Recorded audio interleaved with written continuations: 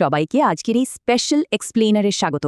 আজ আমরা এপিফ্যানি মাস্টারের লেটেস্ট ইভেন্টের দুর্দান্ত সব মার্শাল আর্টস অ্যাকশন আর ডিপ ট্যাকটিক্যাল স্ট্র্যাটেজিগুলো নিয়ে একদম খোলামেলা আলোচনা করব। তো কথা না বাড়িয়ে সরাসরি ভেতরে ঝাঁপিয়ে পড়া যাক। শুরুতেই একটা বিরাট বড় প্রশ্ন দিয়ে শুরু করা যাক।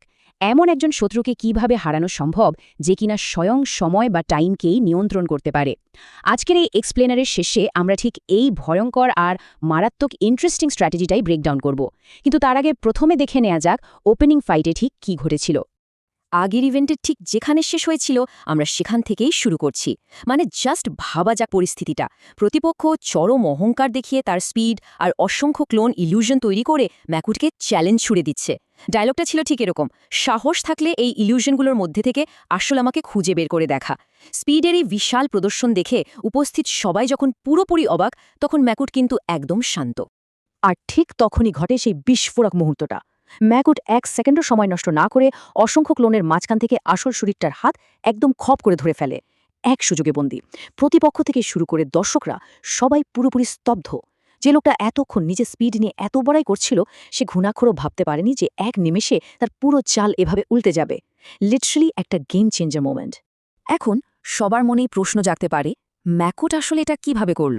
ওয়েল, এর আসল কারণ হলো ম্যাকুটের সিক্রেট ওয়েপন এপিফানি বা এনলাইটেনমেন্ট।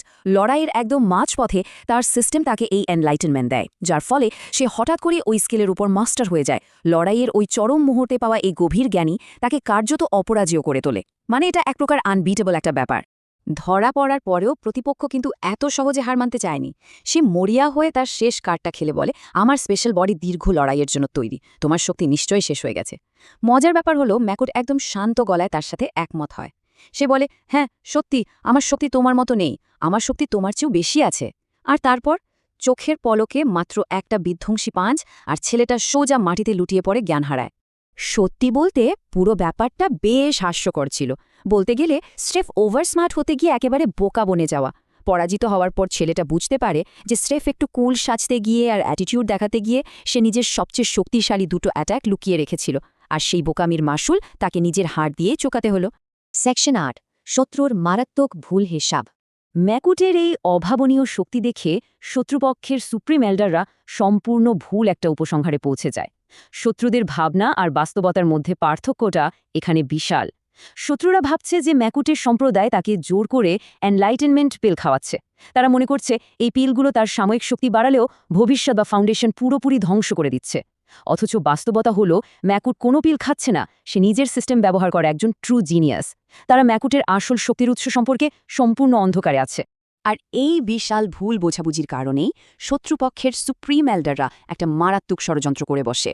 তারা ভাবে ম্যাকুটের সম্প্রদায় শুধু ড্র্যাগন ব্যাটলফিল্ড লেয়ার থেকে জিনিসপত্র পাওয়ার জন্যই তাকে ব্যবহার করছে এবং কাজ ফুরুলে তাকে ছুঁড়ে ফেলবে। তাই তারা সিদ্ধান্ত নেয় লেয়ারের ভেতরে সুযোগ পেলেই তারা ম্যাকুটকে খুন করবে। তারা ভাবে ম্যাকুটের মৃত্যুর পর তার নিজের সম্প্রদায়ও আর পরোয়া করবে না।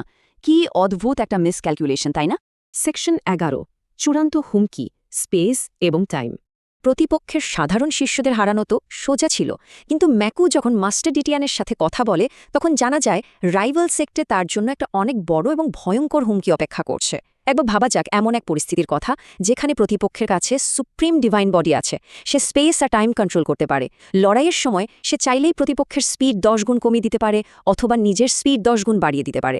শুধুমাত্র এই একটা পাওয়ারই যে কোনো ভালো যোদ্ধার রাতের ঘুম কেড়ে নেওয়ার জন্য যথেষ্ট। তবে এখানে একটা ব্যাপার আছে, এত শক্তিশালী হওয়া সত্ত্বেও ওই শত্রুর কিছু নির্দিষ্ট সীমাবদ্ধতা বা দুর্বলতা রয়েছে।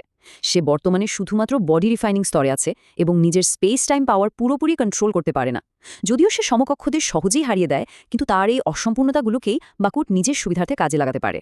সেকশন 14, মাস্টার ডিটিয়ানের বিজয়ের 4টি পদ।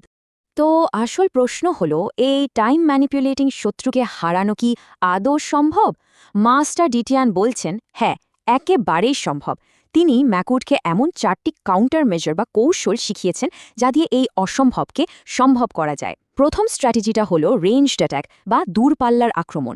সোজা কথায় শত্রুর কাছ থেকে যতটা সম্ভব দূরে থেকে লড়াই করা, কারণ দূরত্ব যত বেশি হবে শত্রুর জন্য আশেপাশের স্পেস বা স্থানকে ম্যানিপুলেট করা এবং আক্রমণকে ধীর করা তত তাই কঠিন হয়ে পড়বে। এবার আসা যাক দ্বিতীয় স্ট্র্যাটেজিতে, সনিক অ্যাট্যাক বা শব্দের আক্রমণ এটি একটি অসাধারণ কৌশল, কারণ উচ্চ কম্পাঙ্কে শব্দ তরঙ্গ বা সনিক অ্যাট্যাক স্বাভাবিকভাবেই স্পেস আর টাইমের বাধা পার হয়ে যেতে পারে। শত্রু চাইলেও শব্দকে অত সহজে স্লো বা ম্যানিপুলেট করতে পারবে না। একদম পারফেক্ট একটা কাউন্টার। তৃতীয় কৌশলটি হল পিওর ডিফেন্স বা অভেদ্য প্রতিরক্ষা। এই স্ট্র্যাটেজির মূল কথা হল নিজের ডিফেন্সকে এতটাই শক্তিশালী করা যে শত্রু যতই ফাস্ট হোক বা যত গুণ স্পিড বাড়িয়েই আক্রমণ করুক না কেন, সে কোনোভাবেই বর্মভেদ করতে পারবে না। স্পিড তখন আর কোনো কাজেই আসবে না। এবং সবশেষে চতুর্থ পথ ফরমেশন। মাস্টার ডিটিয়ানের মতে নির্দিষ্ট কিছু শক্তিশালী ফরমেশন বা চক্রব্যূহ তৈরি করে শত্রুর টাইম আল্টারিং ক্ষমতাকে একেবারে বাতিল বা নাল করে দেওয়া সম্ভব। এই ফরমেশনগুলো এমনভাবে কাজ করে যে স্পেস টাইম ম্যানিপুলেশন তার ভেতরে কোনোভাবেই প্রভাব ফেলতে পারে না। এই চারটে অসাধারণ স্ট্র্যাটেজি ব্যাখ্যা করার পর মাস্টার ডিটিয়ান মেকুটের হাতে এই টেকনিকগুলোর ম্যানুয়াল তুলে দেন। তিনি খুব সিরিয়াস টোনে বলেন, এই স্কিলগুলো শিখে নাও, কারণ খুব শিগগিরই ওই ছেলেটার সাথে তোমার দেখা হবে। আর ঠিক এখানে মেকুটের একটি ইন্টেন্স ট্রেনিং আর্ক একদম পারফেক্ট স্টেজ সেট হয়ে যায়। তাহলে এবার ভাববার বিষয় হলো, এই চারটি কৌশল কি অ্যানশিয়েন্ট ড্রাগন ব্যাটলফিল্ড লেয়ারের ভয়ঙ্কর বিপদের সামনে ম্যাকুটকে মাছিয়ে রাখার জন্য সত্যিই যথেষ্ট হবে, নাকি ওই টাইম ম্যানিপুলেটিং জিনিয়াস আরও কোনো মারাত্মক বিপদের জাল বিছিয়ে রেখেছে? আজকের এক্সপ্লেনার এখানেই শেষ করছি। এই দারুণ মেকানিজমগুলো মাথায় রাখতে হবে। নতুন কোনো মজাদার এবং জটিল টপিকের সহজ বিশ্লেষণ নিয়ে খুব তাড়াতাড়ি আবার দেখা হবে।